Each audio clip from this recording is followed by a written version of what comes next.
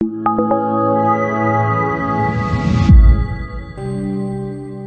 Aleichem, good morning. Today is Thursday, Yud Gimel Tishrei, which is the yard site of the Rebbe Marash.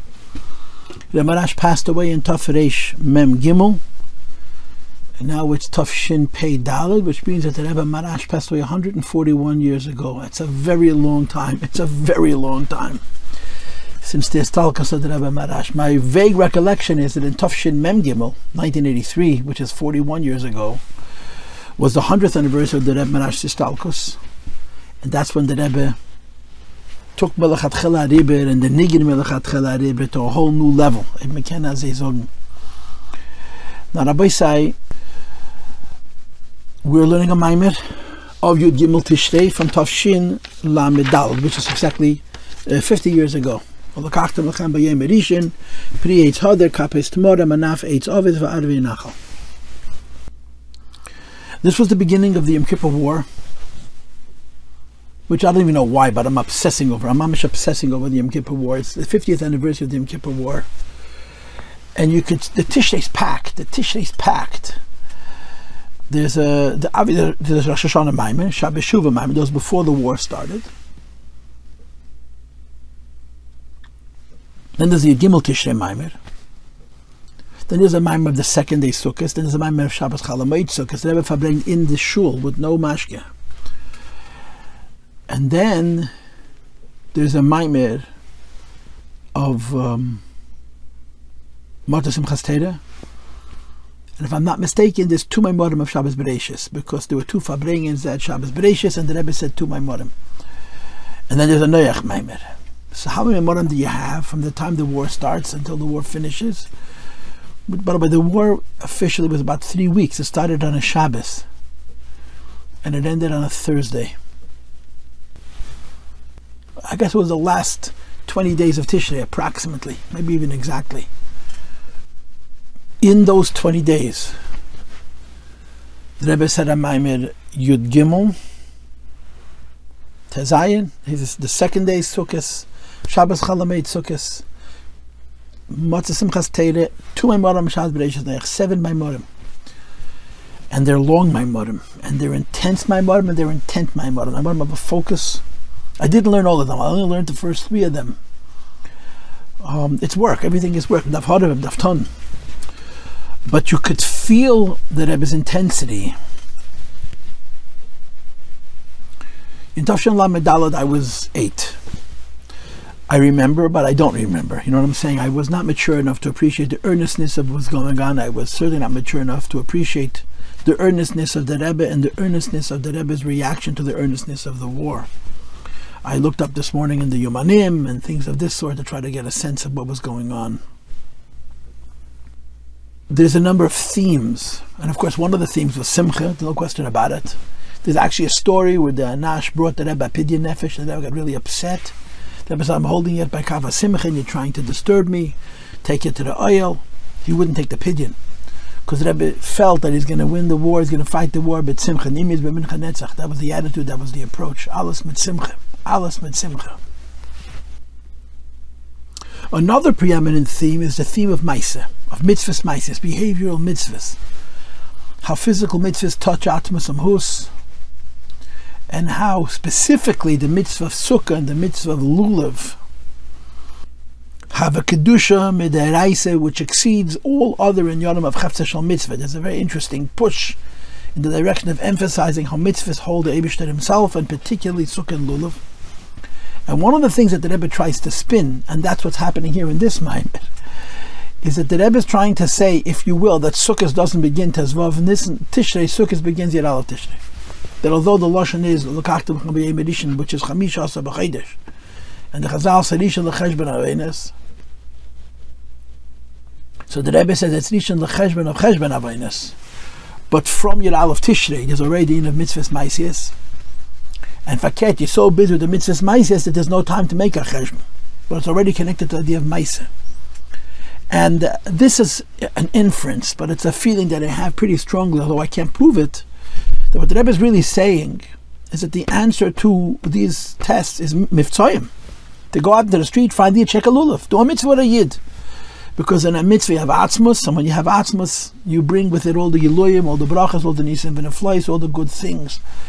And it appears like the Rebbe is trying to push home the idea of physical mitzvahs in general, and particularly the two mitzvahs of Lulav and Sukkah, where the Rebbe brings rayas. There's the Mamer of Shabbos Chalamayit Sukkos, especially the Nigla Mamer, where the Rebbe begins the Mamer by bringing the difference between the Kedusha, the Kedusha in the physical Sukkah and the physical Lulav, that it's even more than the Kedusha that exists in Tzitzis and in a two of Tfilm, in other mitzvahs, because of a diak and a pasuk, that the pasuk says that the Sukkah is compared to a carbon. It has the Kedushas Haguf in a very unusual way, even the Gabi other mitzvahs maisias, and that having them and using them and even preparing them give you a connection to Atzmus and Hus.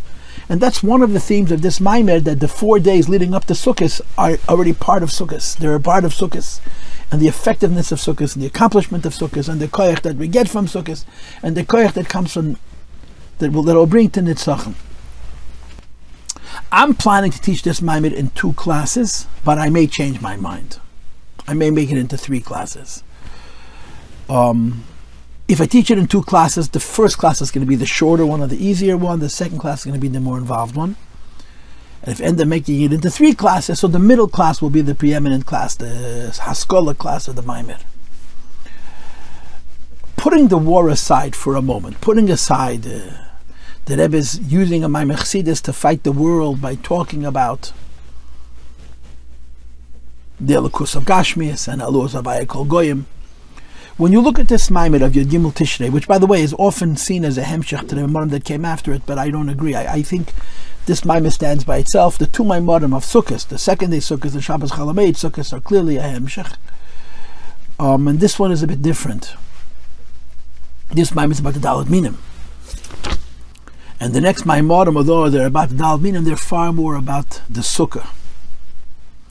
But when you look at this Maimon is a juxtaposition of Avas Yisrael against Avas Hashem. It's very interesting. The first half of the Maimon, a little bit less than half, is about Avas Yisrael, the Dalet Minim or Achtos. The second half of the Maimon, if you look in your text on page 13, I made a vertical line in pencil to show where I'm going to stop the first class about Avas Hashem.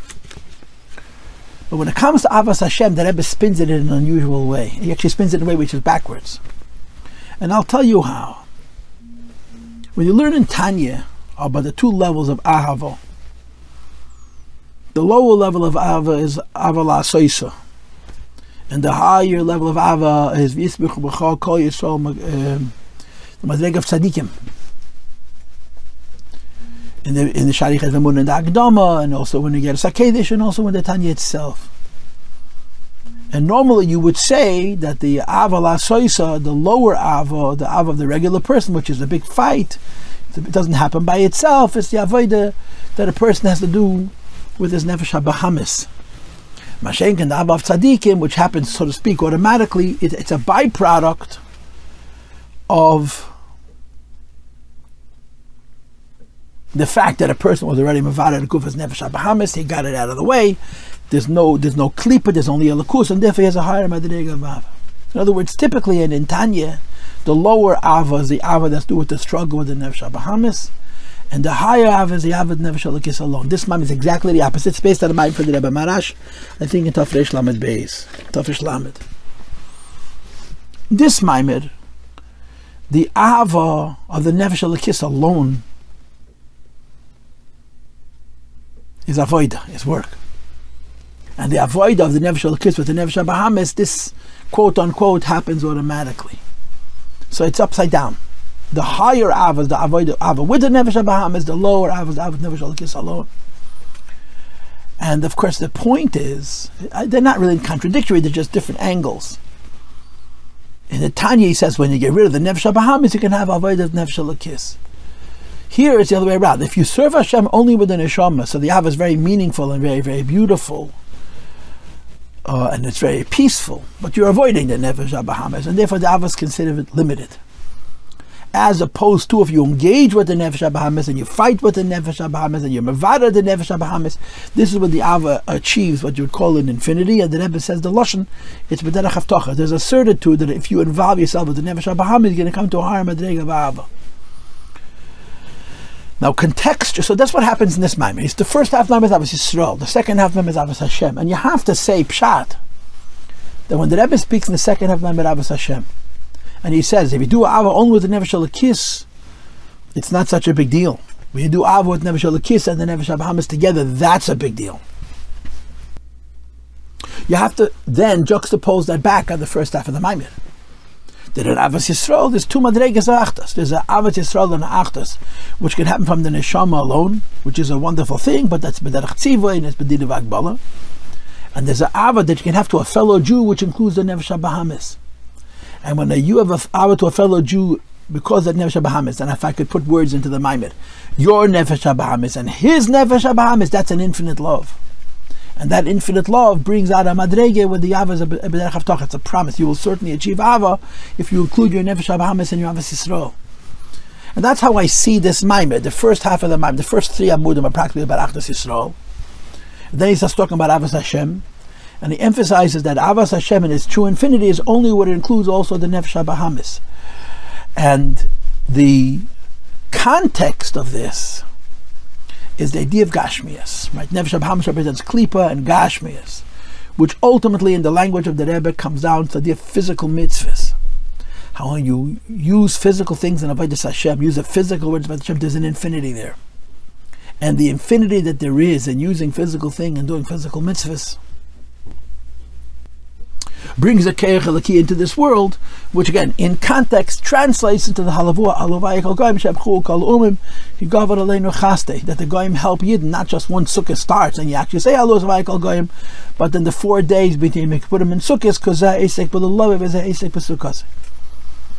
It seems to me that this is the theme and this is the direction of the Mamer. Okay, I want to repeat what I just said one more time in a concise way, and I want to say again, this is my read of the Mamer. To me, the Mamer has 3 parts. The first part is the Mamer Avos Yisrael. Second part is the Mamer Avos Hashem. And the third part of the Mamer is about Goyim seeing how Yidden are helping them, and they therefore help Yidden and bring Yidden to a state of victory. First of all, the Malach of the Goy, and then the physical Goy. The flow of the Mamer would be this. In the first third, when he speaks about Avos Yisrael, he just focuses on the idea of unity. The Lulav represents unity. He doesn't go into the particulars. When he talks about Avos Hashem, he says, to love Hashem with the Neshama is easy and limited. To love Hashem with the Guf of the Nefesh HaBahamis is much more difficult, and there's an infinity to it, and it's to the extent that you have a promise you'll achieve Avos Hashem. And I'm saying that once you learn the second part of the Mamer, Avos Hashem, you have to juxtapose that back on the Avos Yisrael, that when you love a Yid, only because of the Neshama, it's B'medidav Agbala, Mashenk, with the Guf of the Nefesh HaBahamis. And the culmination of the Mamer is that Avodas Hashem with the Guf of the Nefesh HaBahamis also, that brings you to a state of infinity, ultimately translates into Mitzvos Maisius, which is going to be discussed in the next Mamer, Lulav and Sukkah. And when you do the physical mitzvahs, you're Mamshech Atzmos, and it brings all the brachas. This, it seems to me, is the theme of this particular Mamer, and I guess in a limited way how it connects it to the next 2 Maimarim, although the next 2 Maimarim are far more directly connected. Now let's begin to learn from the beginning, and I'm going to be honest. The first half of this Mamer, it's less than 3 Amudim, which we're all going to be teaching you in the first year. It's ganz gering. It's not particularly hard. It's just that it seems to me that the Rebbe is presenting 4 stages in the idea of Achdos. Ulkachtem Luchem. Yidden are instructed to take by Yom Kippur the first day of Sukkos. Pri Eitz Hadar, the fruit from a tree that is beautiful. And there's so many different aspects to how we interpret the words Pri Eitz Hadar. Hadar be'elana mishana l'shana, tam eitzik tam piri, and many other things which help us identify the yesig. Kapes tmorim, the branches of a palm, of a date tree. Vanaf eitz, that means a branch that is ovis, that is literally woven. The word ovis means woven, or it could also mean thick. Of course, it goes to hadassim, which are the stem is completely covered by leaves. Va'arvei nochel, and arves means things that grow on a river, and this goes on aravis, on a willow. We know the questions on this pasuk, which I found in the Medrash. There's so many Maimarim from the Rebbe alone, Gimel Tishre Maimarim, including a number of Mugdika ones that the Rebbe said over the years.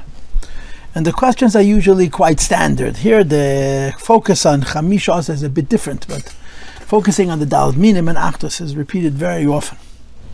To do a Masha Makshal Zeb Medrash, we'll know the question from the Medrash. When we say you should take a Lulav on the first day, an Esek on the first day, we're talking about Chamisha As, the 15th day in the month of Tishrei. Why is it called the first day? Now, of course, the answer to that question is, it's called the first day of Sukkos. But when it comes, for example, to Pesach, we identify Pesach in the Chumash as the 15th day of the month. When we talk about Sukkos, we identify Sukkos as the 15th day of the month of Tishrei. How else do we know when it is? So why, when it comes to the Lulav, do we identify it by the first day of Sukkos, rather than identifying it by being the 15th day in the month? And the Medrash gives a spiritual answer. Or Metad Shah, the Medrash answers, Marshal Medina, there's a country, the king forgives them for all things.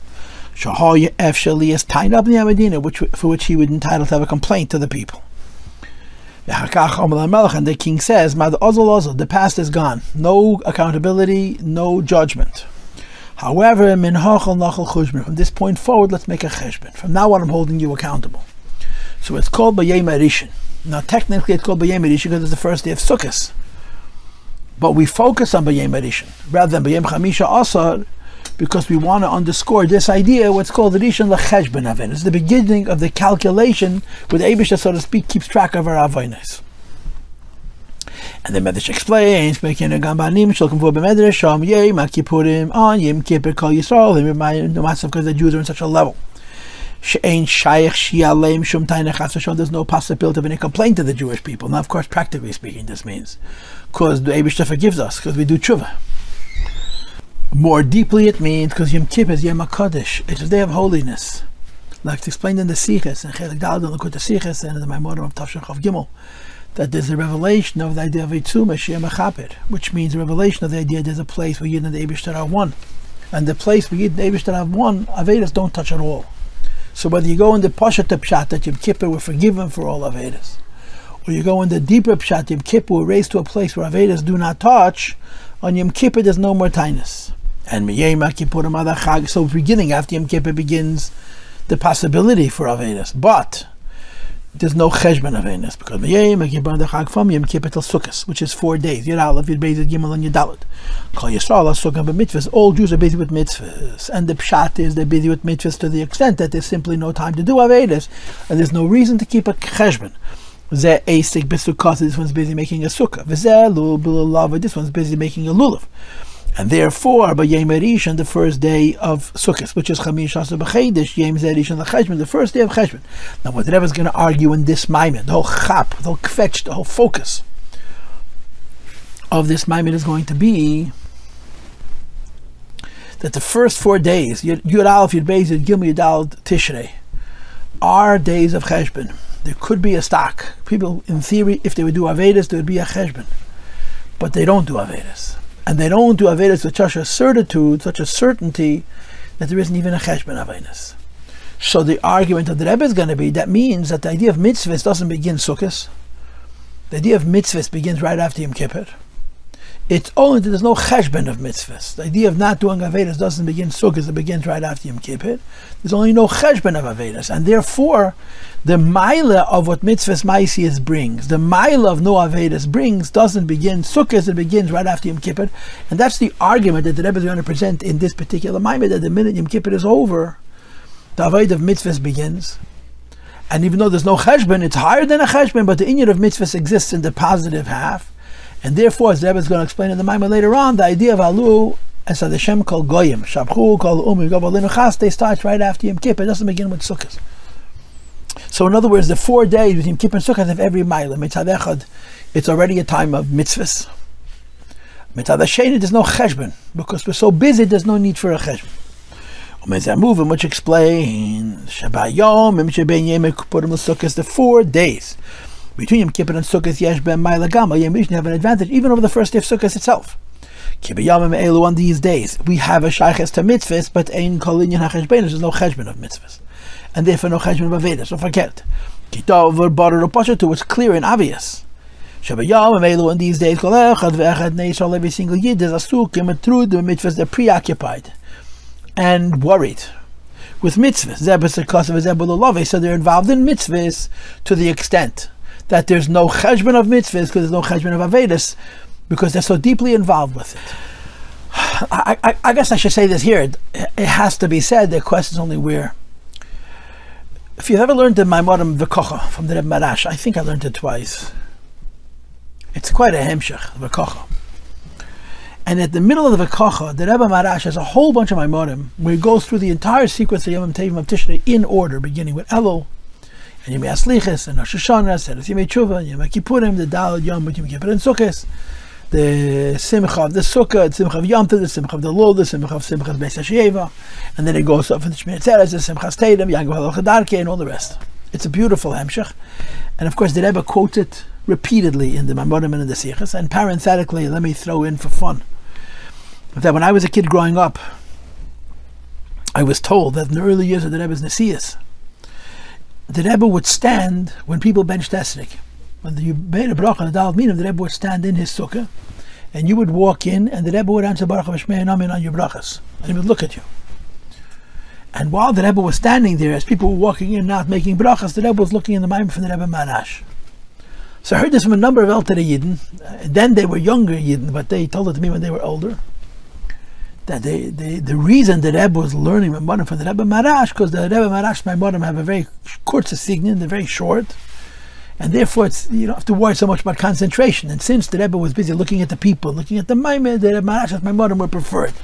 I heard this from my father, heard this from Rabbi Mangel, and I'm going to gamble that they heard this from their elder Mashpiyim, that the reason the Rebbe was learning Maimonides of the Rebbe Marash is because the signin is bekitza, the form is short, so the Rebbe didn't have to too much concentrate. I've thought about this many times. It doesn't make any sense to me. I'm going to say the reason the Rebbe was learning Maimonides of the Rebbe Marash because looking in the V'kocha. On Sukkos, you learn Maimonides of Sukkos, and the heart of all of the Mayadim of Chedesh Tishrei, including Sukkos and Shmini Atzeres and Simchas Torah, is the Maimonides of the Hemshech V'kocha, where he explains all of this. And in that Hemshech V'kocha, one of the ideas that the Rebbe drives home, that Marash does, and the Rebbe repeats this, of course, very emphatically, is the idea that Yomim Neiroim have a very big chesed. The days of awe, Aseres Yemei Tshuva, which are the most awesome days of the year, are very, very holy. They're very intense. They connect us to the Eibishter. They bring us to the Madrigas of Tshuva. They bring us to make Nebish into a Melech, and on and on. But they have one major liability, and that is there's no mitzvahs. And the sustainability of Yiddishkeit is in mitzvahs. In other words, we're Jews, not because of the holy, intense experience of Tishrei. We're Jews because of the consistent, ongoing pro-actions of mitzvahs that we do each day and each week and each month and each year for the course of our lives. And Tishrei, the beginning of Tishrei at least, does not focus on mitzvahs. It focuses on Malchus and on Tshuva. Even though there's a mitzvah of Rosh Hashanah, a mitzvah of Yom Kippur, the focus is not on the mitzvahs, but on the connection to the Eibishter. And this is why, after Sukkos, there's a focus on mitzvahs maisias, behavioral mitzvahs, because in order to have the takeaway from Tishrei, in the kind of way that it's going to be sustained, Al Kol Hashanah Kula, till the next Pesach, till the next Tishrei, and so forth, is the of Kiyum mitzvahs maisias. And when you learn the Mamer, you'll see that the Rebbe Marash says that really it doesn't start till after Yom Tov, but to a limited degree you have mitzvahs on Yom Tov as well, including the three simchas, the Simcha of Yom Tov, which is connected to the Sukkah, Simcha of the Dal Minim, and the Simcha of Simchas Beis HaSheva, and how it's connected to Asiyah, to action. So, mitzvahs are the other side of the coin of the Yomim Neiroim. Aseres Mitzvah are very powerful days, they're intense days, they're awesome days, but they're about spirituality. The takeaway from that is living our lives as Jews, and living our lives as Jews in a sustainable way, in a way that lasts, is the Kiyum Mitzvahs Maisias. And that's the pnimius of this expression, Rishon L'cheshbon Avonos. Not just a cheshbon of Avonos, it's a cheshbon of mitzvahs. We're beginning to keep track and to keep stock and to keep an accounting of our mitzvahs as a way to holding on the inspiration of the Yom Neiroim Al Kol Hashanah Kula. So the Rebbe argues, we call Chamisha Asa B'Tishrei Rishon L'cheshbon Avonos, which really means Rishon L'cheshbon mitzvahs. Not because until then there's no mitzvahs, but because until then there's no need for a cheshbon. A cheshbon, a stock taking, you need when there's an uncertainty. Will it succeed? Will it fail? Will one invest completely? Will one invest partially? And so forth and so on.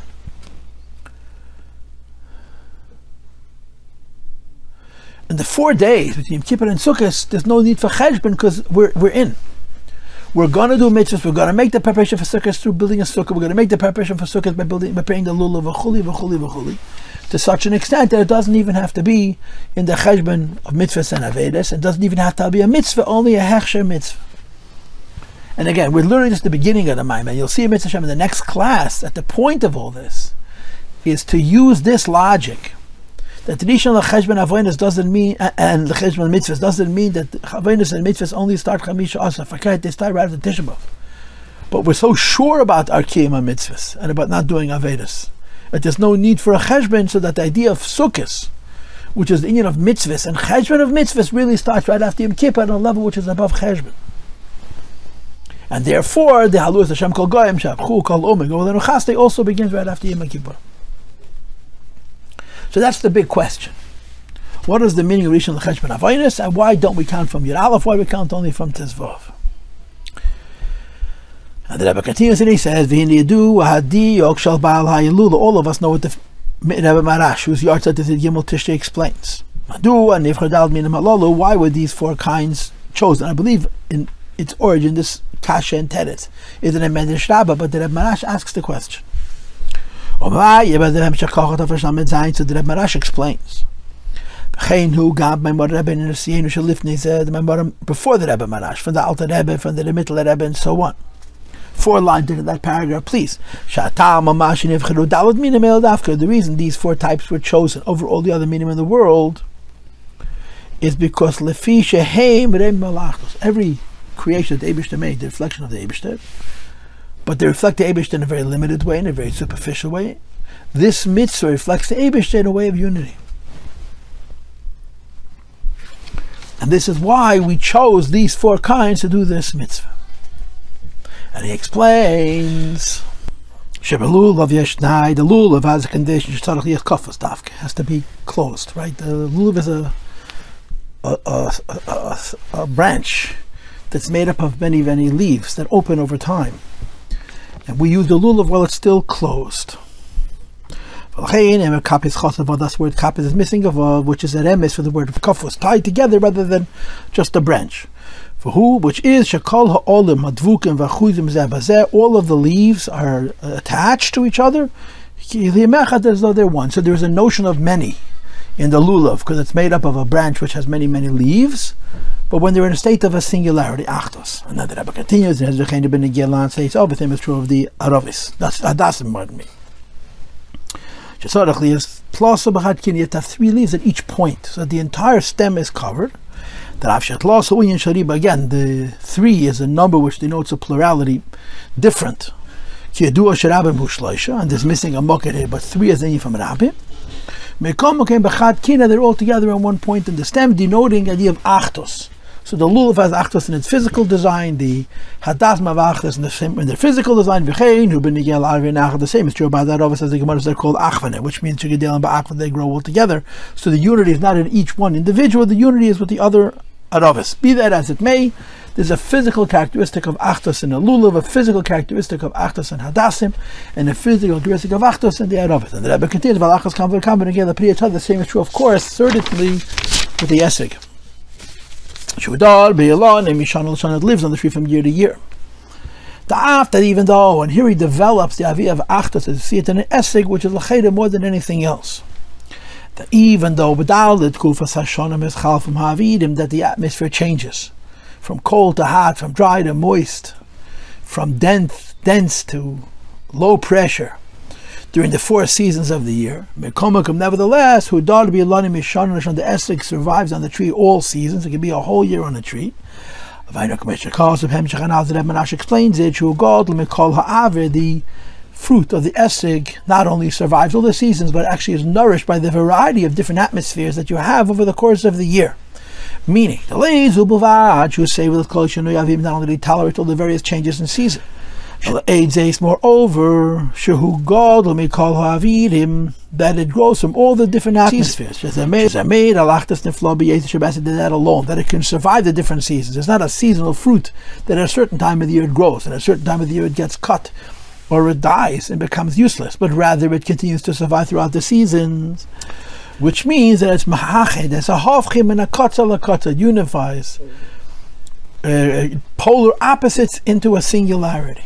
So the esrog is an inyan of achdus because it survives and actually grows from the various different seasons of the year. Umeisav shom eid prat the Rebbe Marash has another detail, which is ukemeduma. That's the lashon of the Rebbe Marash, I believe, and the Rebbe quotes it as the Rebbe Marash says it. That the amount of time that the esrog can stay on a tree is not just all 4 seasons of a year, but from a year to a year until 3 years. After 3 years, which is 12 seasons, as the Rebbe Marash explains it, the fruit is full and there's no point to keep it on the tree any longer, or there's no advantage. It's not going to work. So you have all the 4 seasons 3 times over. That over the course of 3 times, the various different seasons come and go, which take each other's place during the course of the year, and the esrog survives and thrives from all of them.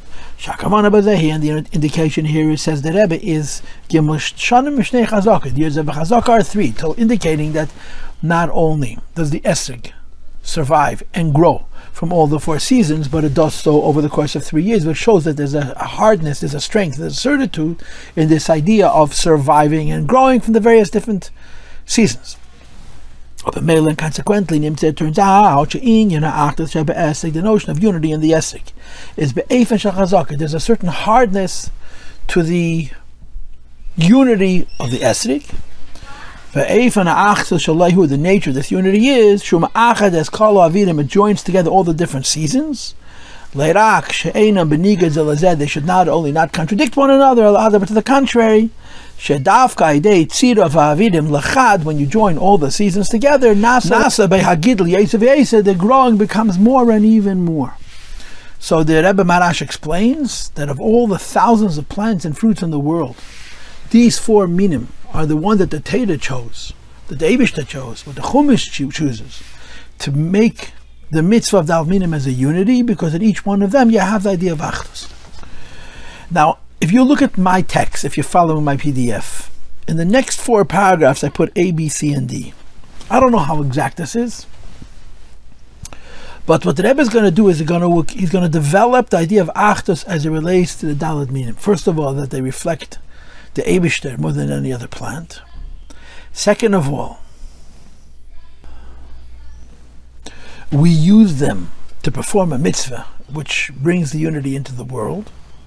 Third of all, that they represent das, which is a unifying characteristic, as you're going to see later on. And finally, that they represent all the kinds of Jews. And the Jewish people are a diversity. They're meant to be many different types. And in the Daled Minim, they're all brought together. So I put it as 4 different ideas how the Daled Minim have to do with achdus. And it's going to culminate with the Daled Minim have to do with achdus and the idea of Avos Yisrael, the love from one Jew to another.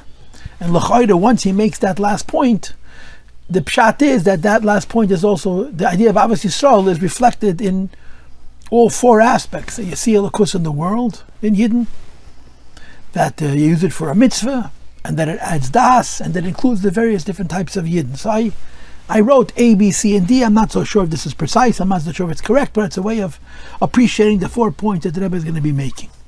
And let's begin. This is the first point of achdus. The reason why, and this is brought, I think, in the Rebbe Marash also, why these 4 minim particularly have the mile of achdus. Even though that these 4 species are Beilam Hazeh, are part of this world. There are thousands and thousands of brush, plants, and trees and fruits. And of all the thousands and thousands that there are, we use these 4.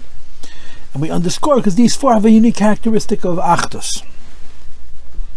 Well, all the rest, since they're in El Mapirut, in a world of division, so their existence is such that you don't see unity in them, because unity is a positive attribute, an attribute that reflects the oneness of HaKadosh Baruch Hu. But most of the creations that live in this world do not reflect the oneness of HaKadosh Baruch Hu. They reflect not only the diversity, but the divisiveness of this world, So what is it about these four types? Says the Rebbe Mevuir Behemshech B'Kach Hashem. It's explained in the Mamer with the Rebbe Marash Ubekam Makemis. The reason is because B'Dalad Minim Elu, in these particular four types, Niker Yesir, it's more evident His Havas Yesh Miyayin, the idea that the world comes from an ayin. That although the world exists as a yesh, which means independent, and the independence of the world can be defined by two characteristics. Number one, it's dependent from the Eibishter. And number two, each aspect of the creation is independent of every other aspect of creation. Now, of course, that's not really true. We're very dependent. But the nature of the external existence is divided, meaning there isn't a natural conscious awareness of interdependence. To the contrary, there's a conscious sense of separateness. Everything is to itself. And these four plants and fruits are exceptional that they show achdus, because they're creations that somehow reveal more of the ayin than other things do. The fact that the nature of this world is divisive and separate and disunified is because everything that exists is a yesh. Yesh means independent and self-sufficient, or at least it perceives itself as separate and self, which is a klipa phenomena, which is a phenomena that's a barrier between itself and Elokus. And therefore, Shekol Yeshachaluk Muzalasa, the nature of Yeshus, the nature of independent beings, the nature of beings who convince themselves that they have no dependency in anything outside of themselves, is that they separate themselves from other creations. The truth, however, is that the Eibush created the world, but that the process of creation is that this direct source of the creation is called an ayin, which is the source of the yesh. And of course, ayin doesn't mean the Eibush. The ayin means the direct source of the creation. But even the ayin, which is the direct source of the Eibush of the creation, is the source of the creation in a kind of way that's called in Chassidus hel and vehester abedim ma'nivra. There's a concealment, there's a hiddenness of the creator from the various different creations. But if we would know what the ayin knows, the ayin is one, and therefore the creation would be unified, meaning two things. Again, each creation would be aware of its connection to the ayin, and by extension, each one of the creations would be connected to all other creations. And as a result, not only would there be no incompatibility between one creation and the next, and each creation and its source, not only would there not be divisiveness, there wouldn't even really be division. There'd be an inner sense of unity. The form of the creation would be battle in a state of bittul hametzias, meaning if each creation were to know the ayin, which is truly its source, it would be one with the ayin, and by an extension it would be one with all other creations, and by further extension it would exist not for itself but for its service. It would exist in as much as its creator, the Eibishter, needs it, and that awareness would be a bittul. But then the Rebbe adds, not only would be a bittul in the sense that it exists to serve its creator, but moreover it would exist to the extent that it would become nothing other than an expression of its creator, which was bittul hametzias means. Or commercial based sudden, for example, two officers, two ministers of state, themselves that are incompatible, they don't like each other. They're conflicted. They're conflicted by nature, they're conflicted by ego, they're conflicted by mission, by purpose. Nevertheless, when they stand in the presence of the king, peace is created between the two of them. They're not bottled to each other, they're bottled to their king. That's actually how it is by angels. That each angel by itself is his own Metzias. In the presence of HaKadosh Baruch Hu, angels have peace with one another, although it's not really getting along with each other directly. It's his battles to their common master, to the Eibishter. This Rabbi Magid explains. The 12th letter in Tanya, that in the presence of HaKadosh Baruch Hu there's pachad, there's fear, this is battles, and the result of this is that there's shalom, the way peace happens amongst the heavenly hosts, which means the malacha, Machol, which is the minister associated with cold and fluid, and Gavriel associated with heat and dry. And nevertheless, they don't mutually exclude one another, but they cooperate is mitzad hamshav avachadim. The fear of Hashem is mavatal their form sufficiently for them to be able to not only to coexist but actually cooperate, which is a pachad sholahem b'fnei apach, the pachad there for the king. And this is what happens when the ayin is revealed. Each creation becomes bittul, and that bittul affects a compatibility. And again, the compatibility has, first of all, a compatibility with the Eibishter, with its source, and a compatibility with all other aspects. But I want to point something out that, of course, the Rebbe are very particular in the forms that they use. In Tanya, there's two Igeres HaKodesh. There are two separate letters that deal with Shalom and Achdos. Igeres HaKodesh Yud Beis and Igeres HaKodesh Yud Gimel. And I pointed this out in my Tanya classes, that the numbers of the Rebbe said this, that the way the Igeres HaKodesh was arranged was by the Mittler Rebbe. So the sequence of the Igeres HaKodesh reflects the Teuchen. So the 13th Igeres HaKodesh, which is about Shalom and Achdos, is Begematria Echad. The 12th Igeres HaKodesh is not Begematria Echad, but it also deals with Achdos. The difference between the 12th epistle and the 13th epistle is that in the 12th Igeres HaKodesh is Achdos of Malachim, and the 13th of Igeres HaKodesh is Achdos of Neshamis, and there's a very big difference. Because the Achdos of Neshamis is, if you remember that Igeres HaKodesh, because in Beis Shammai you have Chesed, and in Beis Hillel you have Gvura, Mekule, Beis Shammai, Mechumre, Beis Hillel. Meaning, Shalom amongst human beings is because each human being has within himself all other human beings. It's just that there's certain characteristics that are more dominant and certain characteristics that are more recessive. But the unity has to do with real, not only cooperation, but understanding. Beis Shammai and Beis Hillel get along because Beis Shammai understands Beis Hillel, because there's a little of Hillel in Shammai. Beis Hillel gets along with Beis Shammai because Beis Hillel is aware of what Beis Shammai is and understands it. So the unity is real, meaning to say, even though the unity is brought on by something outside of them, perhaps, but the unity is because they really gain from one another. The Igeres HaKodesh Yud Beis, which is an Achdos of Malachim, is from the outside. There's a force of Hashem which bittles each malach from its form, and the form of each malach is incompatible, inconsistent with the form of another malach, and they would essentially cancel each other out. But because of Hashem's presence that cancels both forms out, they cooperate. So the Shalom of Igeres HaKodesh Yud Beis is much lower than the Shalom of Igeres HaKodesh Yud Gimel. The Shalom of Igeres HaKodesh Yud Beis is a forced, a superimposed piece. You and I get along because something bigger than us is bullying us into getting along. It's intimidating us into getting along. Mashenken Igeres HaKodesh Yud Gimel, the unity comes from within. So the Alter Rebbe here, when the Rebbe Rashad, the Rebbe Marash here, and the Rebbe is repeating it, of course, talks about the unity amongst the Daled Minim, and he connects it to the fact that in the Daled Minim there's a sense of the Ayin, which is the source of the creation. This causes Achdos in the Daled Minim, A, with their source, and B, within themselves, and C, with one another, as you'll see soon.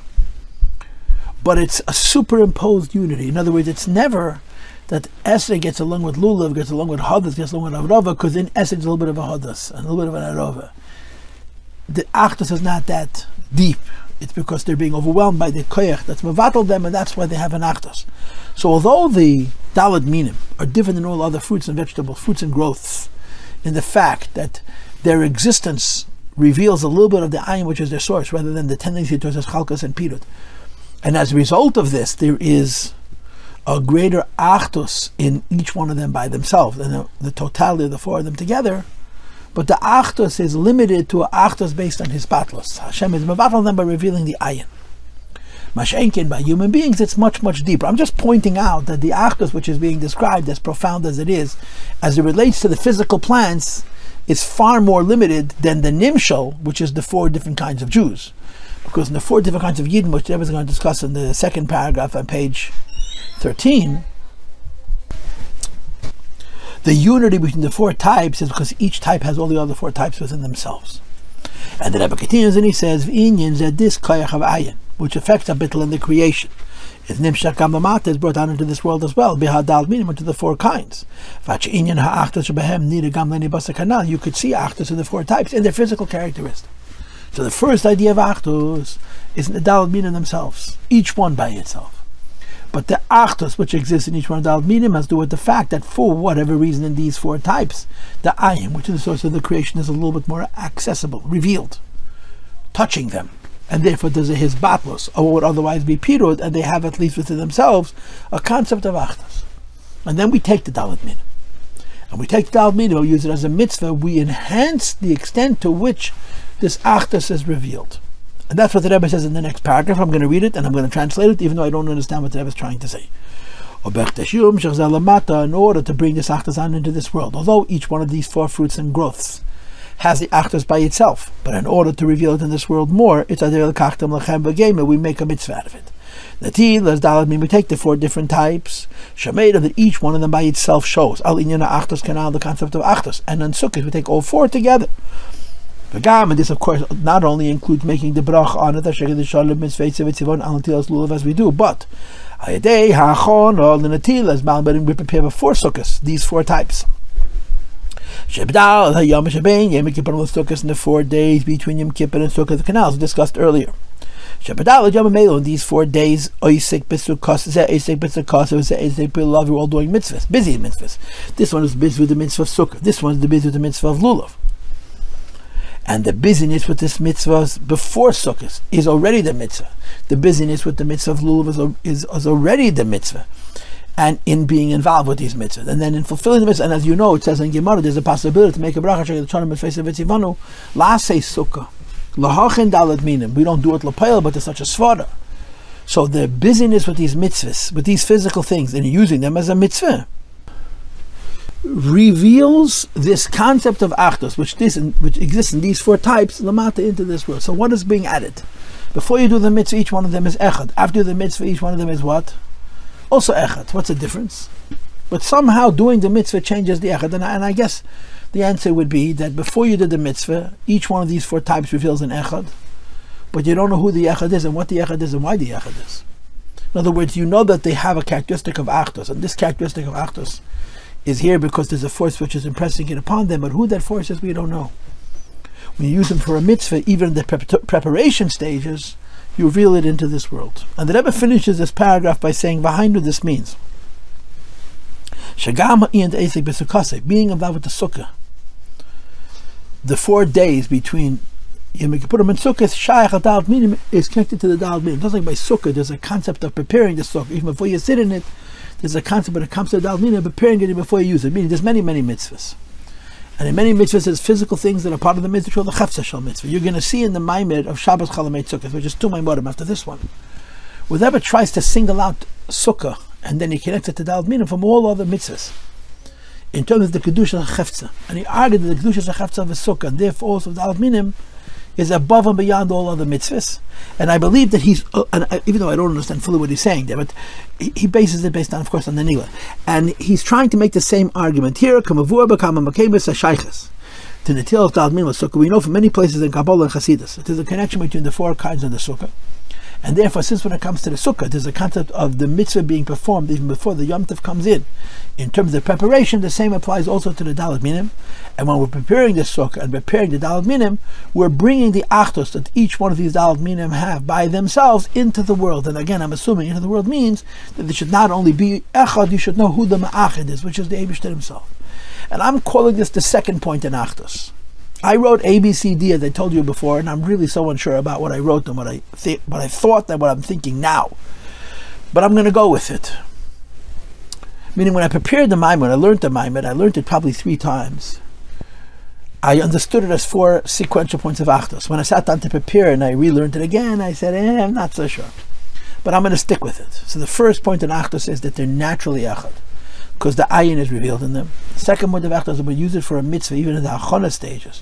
We're revealing the echad which has revealed himself in the world. And then comes the third factor. The third factor is that the daled minim, in particular the lulav, are connected to das.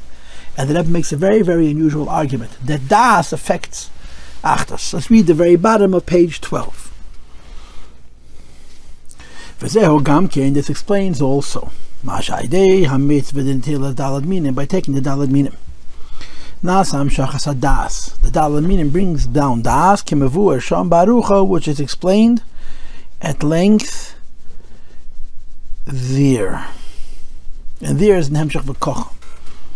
Now, beklolus, it's the daled minim in general, that the walls and the roof of the sukkah represent a makif, and the daled minim is a medium which you bring into the heart, which is considered pnimius. But specifically, of course, it's connected to the lulav, because the lulav is a palm branch that produces tmorim, dates, and dates have a halakhic category of mazain, similar to bread under certain conditions. And when you get to Pesach, we know that one of the reasons for matzah, that there's a connection between das and eating bread. But das doesn't necessarily mean a knowledge based on understanding. It could be what's called das, the katnas. The child knows his father without understanding. But das is deeper than understanding. It's a hergish in the mind, a hergish sichli, which goes straight from the nefesh to the awareness of the person in a way that bypasses the mind, because it's das, the katnas. In other words, matzah is connected to emunah. The das, the bread aspect of matzah, makes the emunah das. I believe in the Eibishter with a certitude called knowledge, without it being godless, without having to understand. Now, Sukkos is different because it's a peri, a fruit, rather than just bread. But the property of mazain is linked to the idea of knowing very deeply. And that's the concept of pnimius. Pnimius, in this case, doesn't necessarily mean I understand and I feel.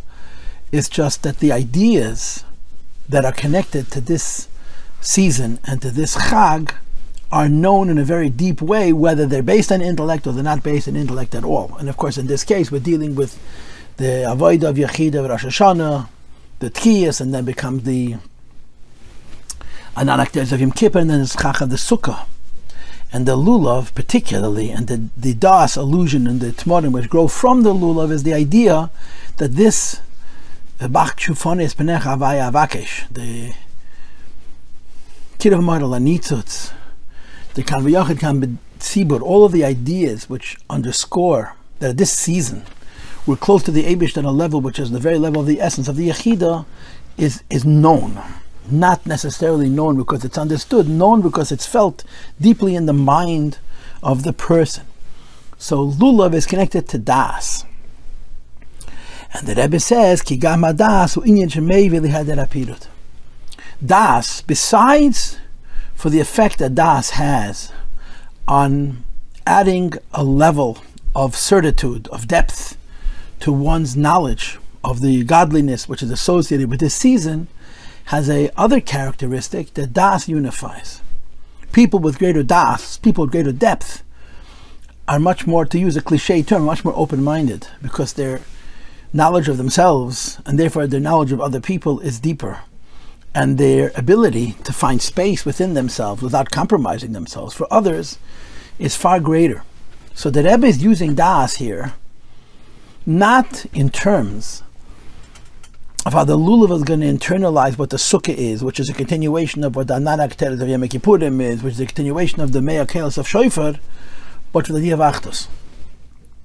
Although classically we would talk about the Lulav in terms of internalizing the Makif of Sukkah, which is a continuation of the Ananak Teres of Yom Kippur, which is connected to the Me'ah Kelos of Rosh Hashanah, here we're mentioning the Lulav to talk about the Das associated with the Lulav, not in terms of how it's internalizing what the Sukkah is, but in terms of the idea of unity. Each one of the minim has the property of unity. We'll see in the next paragraph that the totality of the four kinds together is another dimension of unity. And the fact that the Lulav and the Daled minim are connected to Das is also a midah which underscores the opposite of Pirut. V'ad l'kidav, to be sure, Das not only affects that there shouldn't be pirud, but it actually brings opposites together. That's the concept of Das. Let's see if we could explain this in very simple terms. Why are there barriers between people? Or to say it more correctly, why are there barriers between people that cannot be surmounted? Walls that separate one person from another that cannot be taken down so that people could come close to one another. Now, of course, the easiest way for people to take down barriers and come close to one another is to stop believing what they believe. If I don't believe what I believe and you don't believe what you believe, then there's room for us to agree, because we agree on nothing. But if I have my view and you have your view, the inability for us to tolerate one another, to Lashon HaChazal, which is used about Talmidei Rabbi Akiva as opposed to Talmidei Hillel, Loi nagu kavod zeh bezeh. What is the root? What's the source of it? Or to say it backwards, why by Talmidei Hillel, or as I've mentioned before, the Gemara and Yevamis, the Mishnah and the Gemara and Yevamis, that not only amongst Talmidei Hillel, but between Talmidei Hillel and Talmidei Shammai, there was an enormous amount of mutual respect, which the Chazal describe in extreme scenarios, from a perspective of halacha. Why was there, quote unquote, greater tolerance between Talmidei Hillel and there was lesser tolerance between Rabbi Akiva? Now, there's many ways of explaining it. One of them has to do with how intelligent they were, how much they understood their opinion, and therefore how much they're able to understand the opinion of their counterpart. But ultimately it comes down to das. Das means, not only am I sure that I'm right, but I'm sure that there's a possibility for you to have a different view and you should also be right. And your being right does not weaken the certitude that I have about my righteousness, about my rightness. That's what das does. Das is one of the intellectual tools. But it's not an intellectual tool about the intellectual process, meaning to say, discovering ideas, developing ideas, arguing ideas, and defending ideas. Das adds to the idea's truth that comes from the conviction of the person, from the conscience of the person, from the neshama of the person. The ideas that my mind understand ultimately came from my soul. That's how Chassidus explains why Beis Hillel is leaning towards Chesed and Beis Shammai is leaning towards Gvura. They're making intellectual arguments, but those intellectual arguments come from much deeper than their mind. It comes from their neshama and from their character. Das is the certitude of the righteousness of my position, which is an emergence of the neshama, even if it's what's called only das tachten, and certainly if it's what's called das elyon. So when a person knows his position, his own deya, and he doesn't only understand it and argue it well or not so well, but he knows it, his ability to hear somebody else's opinion is actually made more likely by the degree of depth, of certitude of his own position. In other words, when I have my position, and my position is based on logic, your logic challenges my logic. But if I have transcended logic to the point of knowing, not only can your logic not diminish my knowing, your knowing can't diminish my knowing, because my knowing is coming from a place within myself, which is me. And your knowing is coming from a place within yourself, which is you. So there's a certitude about how I know what I know. In other words, and I'm aware that the position that I take is based on something deeper than a logical argument. It's an argument that's to do with my neshama, with my personality, with my tendencies, with how the Eibishter made me. And I'm also able to know that you have a different neshama and you have different das. And therefore, I'm able to entertain your position better when I know it beyond simply understand it better than if it's simply my logic versus your logic, which is far more conflicted. In other words, far more incompatible. My logic and your logic contradict one another. My knowledge and your knowledge don't contradict one another because I'm in touch with my awareness, with my position. Based on knowledge, it also knows that you could know differently than I. So the Rebbe is making an unusual argument. And if you know the Chassidus in the Hemshech Eter, there's 4 Maimorim on the Sugi of Das, which begins with Vayechi, Vayir, Sati. The Rebbe is called Das HaMachriya. There's a Das and there's another Das, and there's a third Das which resolves between the two Deyas, which is like a higher kind of Das. But the Rebbe here, in a very few short words, is focusing on the fact that one of the byproducts of Das is that when you know what you know, the way you know it, as Das provides, not only are you very certain in your own position, but there's a lot of possibility for you have to have space for another. If you wanted to say it psychologically, you would say it this way, that tolerance has to do with greatness. Godless. The bigger a person you are, the more tolerant you can be of others. Nothing is more connected to godless than Das. Nothing is connected more to the greatness of a person and the breadth of a person's scope in terms of appreciating what the world is and appreciating what other people hold than Das. So Das, therefore, in addition to the certitude that Das provides, and like the Maimorim always say, the pnimius, the internalization that Das provides, it also allows for every position other than my own to be entertained by me, because it's not going to interfere with my Das, but my Das allows me to understand them, to entertain them as well. This is what I think that Rebbe is saying, and I emphasize the word I think, This is what the Rebbe is saying. So the Rebbe is saying the fact that the dal minim, the lulav, is connected to das is a third argument to the effect that the dal minim are connected to achdus. First of all, the physical characteristics. Second of all, the fact that we're taking and making this into a mitzvah. And third, this property of das. And then the Rebbe proceeds. Va'ad, the effect of this das is so great. I shall also love when Mashiach comes. Ye, as the pasuk says, people are not going to teach one another. Everyone is going to know the Eibushter, from the smallest to the biggest. The world is going to be filled with the knowledge of HaKadosh Baruch Hu. Translates the Rebbe.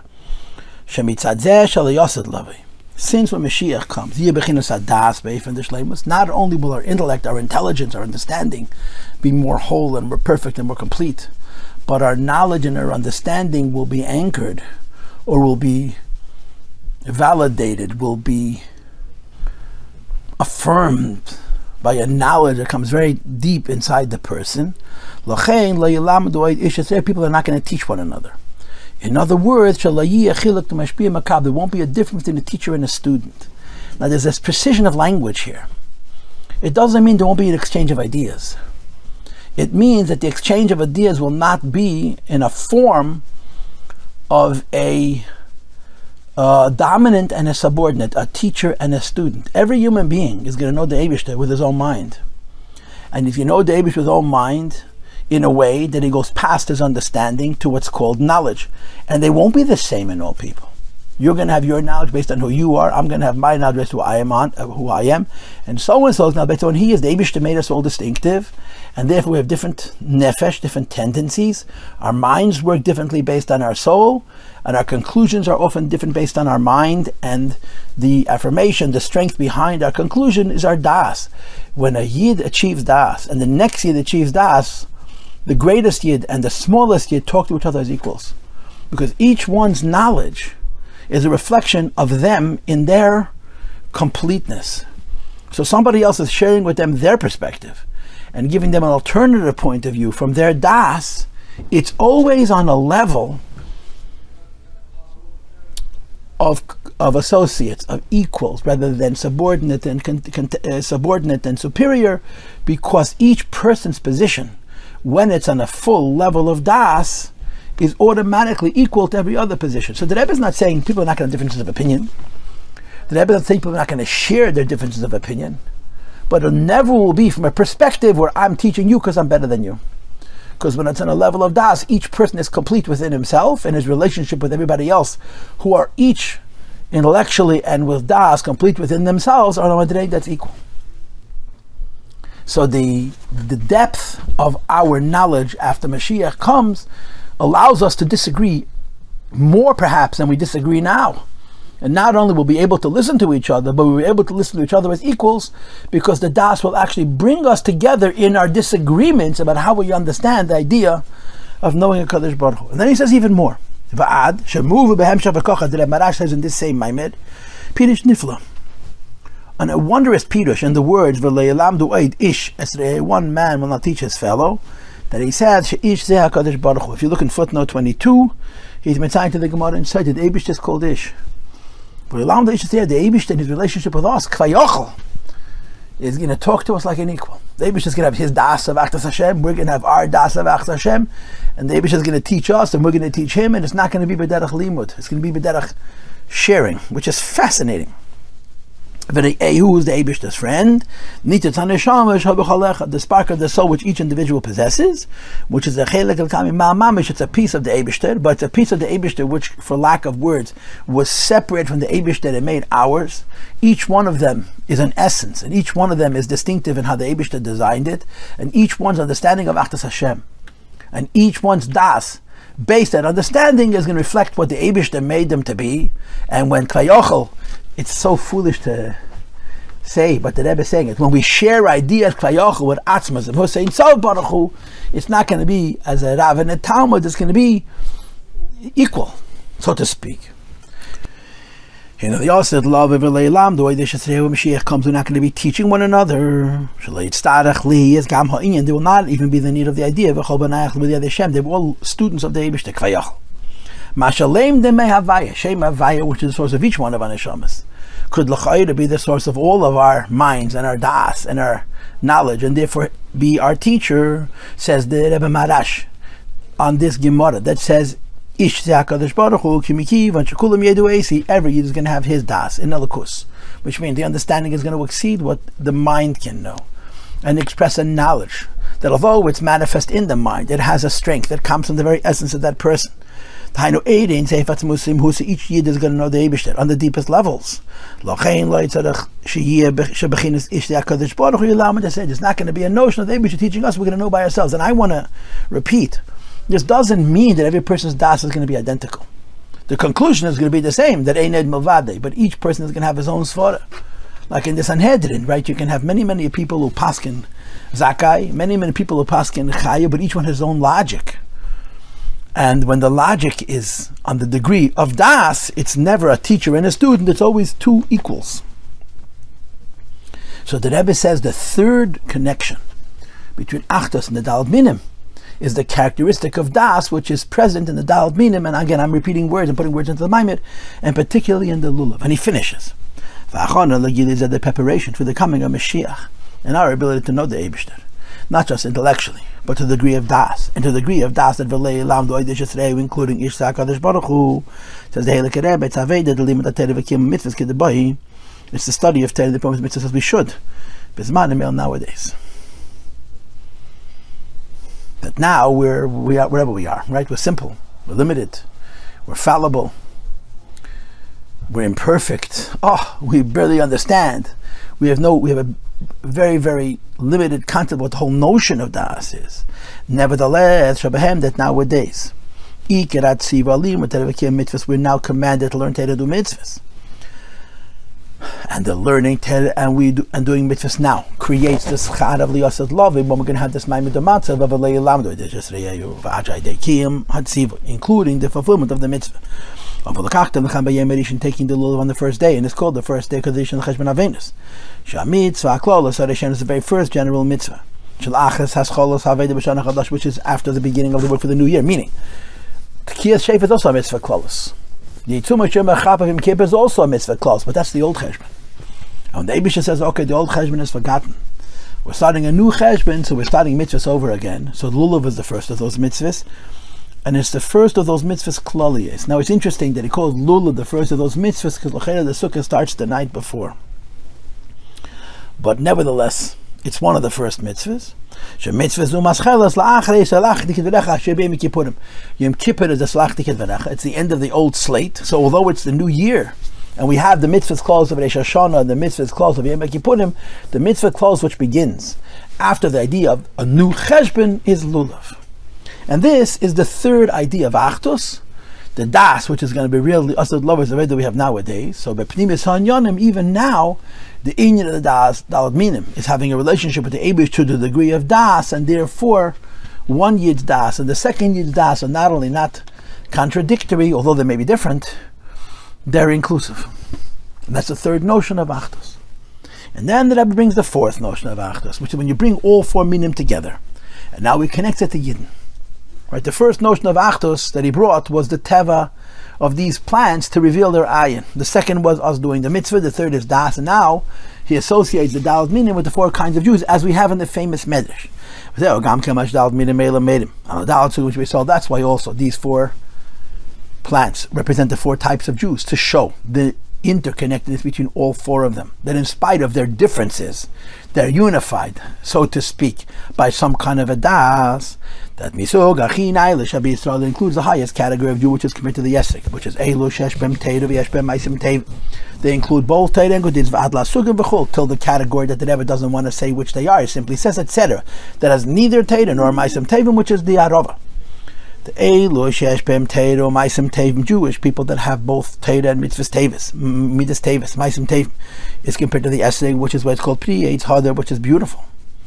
It continues to the rest of the categories. That not only is the Esrig meant to be hadar, but the Gemara says that we learn from esrig to the other 3 minim that also need to be hadar.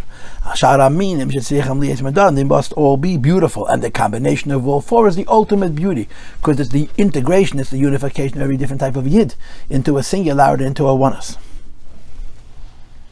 From the kirchas dalda minim hu, and the mitzvah is dafka take all 4 kinds in the kind of way shema'achtem is kol adal minim. You join together all 4 minim. Take for example tefillin. There's shalosh and shalyad. They're supposed to be together, but you can have one without the other, right? Take pesach matzah morer. They're supposed to be together, but if you don't have the pesach, the matzah is for sure a deiraisa. So you're doing it even though it's not joined together with the pesach and the morer. The morer is a shayle, but you have many mitzvahs that can naturally be seen as coming together, but you can do them separately, not a dalat minim.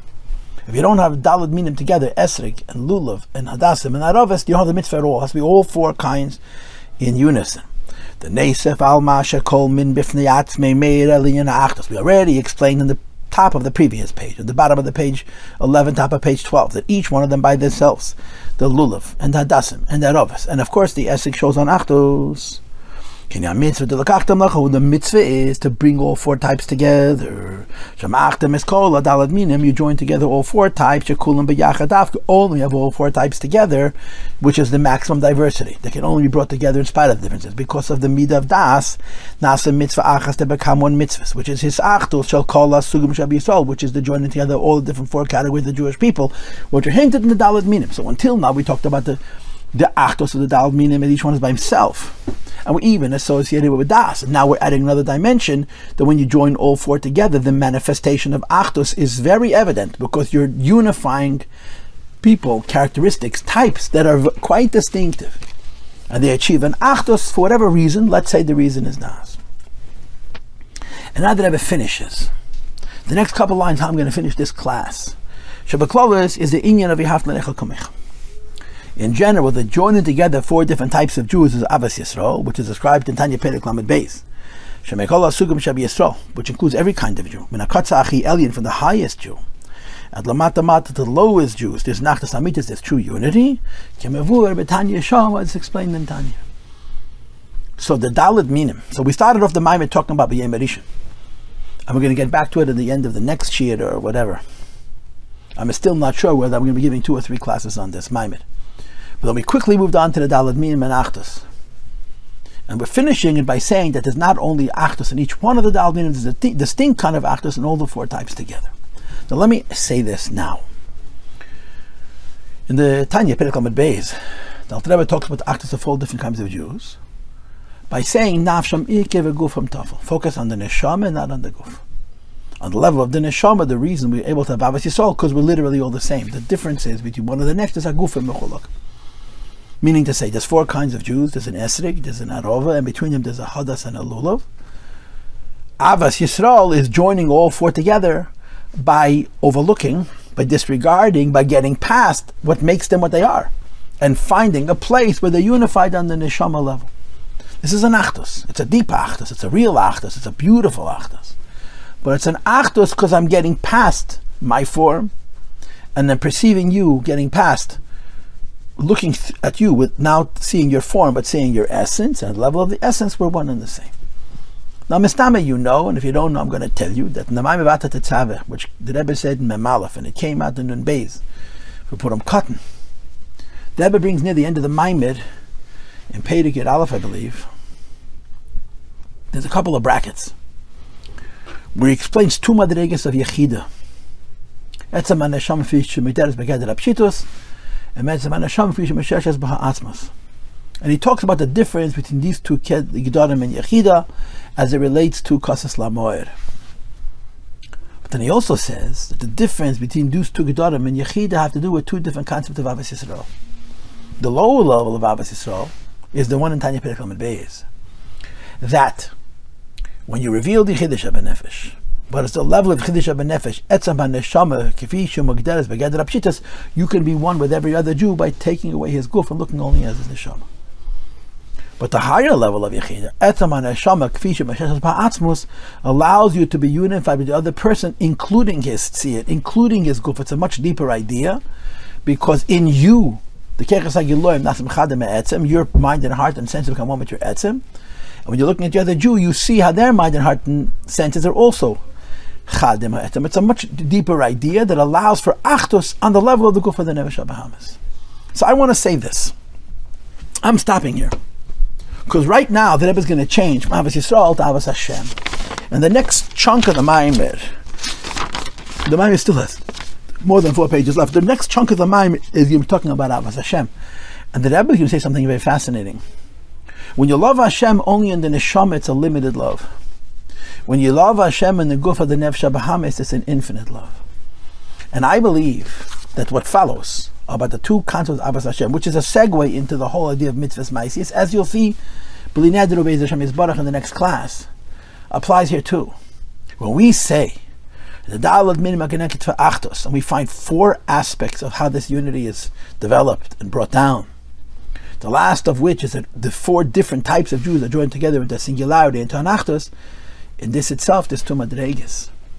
And although the Rebbe doesn't spell it out, but what he says in the next paragraph, which is a very long paragraph, is referring back also.